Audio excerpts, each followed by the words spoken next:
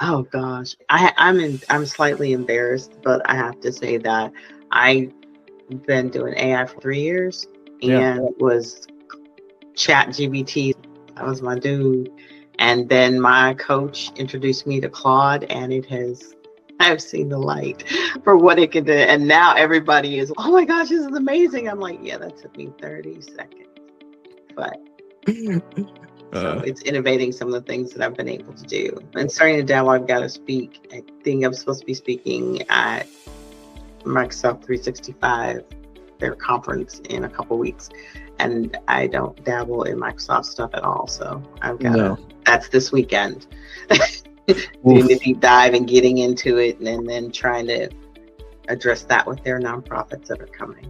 Wow. Have fun with Copilot, man.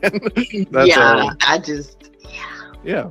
I worked at a church here that we all had Copilot right as it rolled out, and it was so bad. It's been a couple years, so I'm sure it's way better now. But when it first came out, man, it was like, this is unusable. Anyways, I'm sure it's better now. Have fun. That's a fun speaking engagement opportunity. So way to go.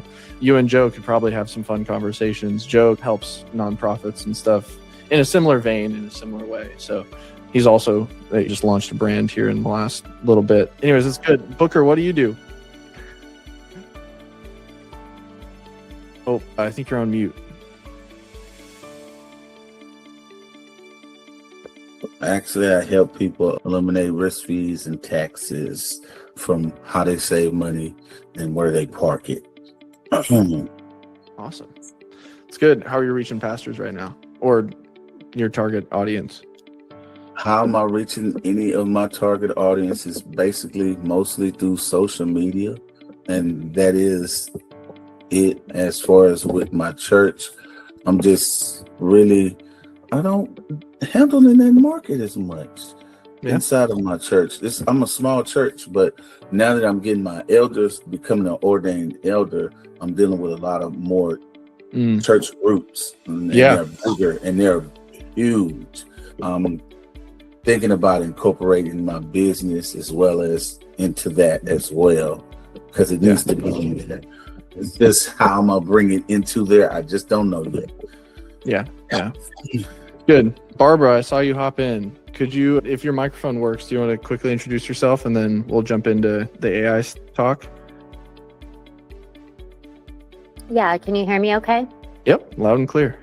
Awesome. My name is Barbara. I work with remarried couples and individuals, supporting the marriage and relationship coaching and blended families, along with just, traditional individual coaching as well. Love it. So I'm excited to be here, and I have a big angle on Christianity, and so I do both secular and Christian coaching, but I'm trying to figure out how to transition to more on the Christian side. So love it. Yeah, that's great. Today I wanted to talk about AI a little bit on just how it's evolving and my thoughts on it.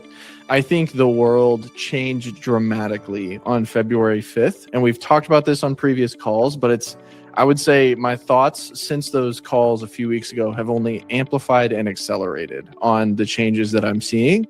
And there's a new skill set that I think every business owner, every person of influence and marketer needs to have as we move ahead into the future. February 5th, for those of you that don't know, that was when Claude Opus 4.6 came out, which is, they quickly rolled out Sonnet 4.6 afterwards. And Claude made this historic leap forwards in its capability and its ability to change things. Don agrees fully, and I love it. It is dramatic what it's been able to do. And if you have not experimented with the apps Claude Cowork and Claude Code inside of your computer on the app, you need to be experimenting and testing with those things actively. The big difference between those two things is Cowork manipulates programs that you have access to, like Asana and stuff like that, through connectors, where Claude Code will either manipulate the files on your computer, or it'll open up a browser, go into your Google Chrome extension, and it'll actually manipulate things inside of Google Chrome.